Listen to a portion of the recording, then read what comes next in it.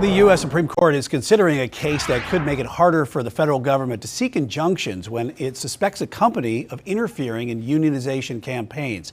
Justices appeared to side with Starbucks as the company fought a lower court ruling. A judge ordered the coffee giant to reinstate 7 employees amid a unionization drive. Starbucks wants the Supreme Court to curb the board's power in such cases.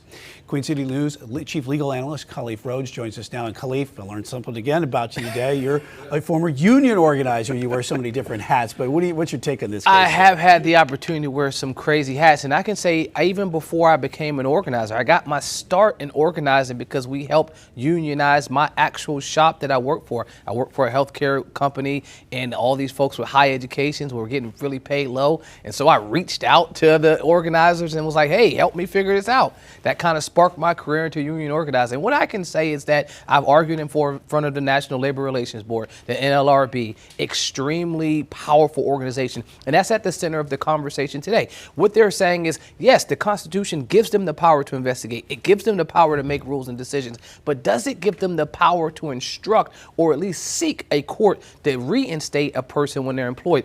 How much should a court, a lower court, not the Supreme Court, but a lower court, take into account their decision, their investigation? Some courts are giving a lot of weight.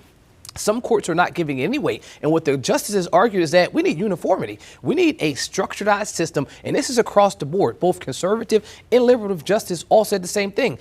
We understand that there's this process out there where the National Labor Relations Board makes these findings, and some courts listen to it and some courts rely heavily on it. And they are wanting to say, well, why don't we have a structuredized system? And there is a concerted effort to attack the unions. And so it seems like the Supreme Court is trying to make it a little bit easier to understand it a little bit, but also this could have an impact on unions everywhere. I mean, this could have a major impact, and because when you're attempting to unionize a shop, right, that's what they call it, you go in there and there are laws to protect you. And I used to say this to people, look, they can't fire you because you're organizing. They can't stop you because you're encouraging other people to organize you. But what they can do is make your life hard. They can make it extremely hard for you to go to work. And this is states, obviously, where it's not a right to work state. So mostly this is in the northern part of the country where they don't have these state protections that I won't say stop organizing, but make it extremely hard. And so when you're in a place like that, you have to inform them. So what companies will do is they'll have these gathering sessions and they'll talk to them about all the pitfalls of union, but they'll make it tighter on people that are organizing.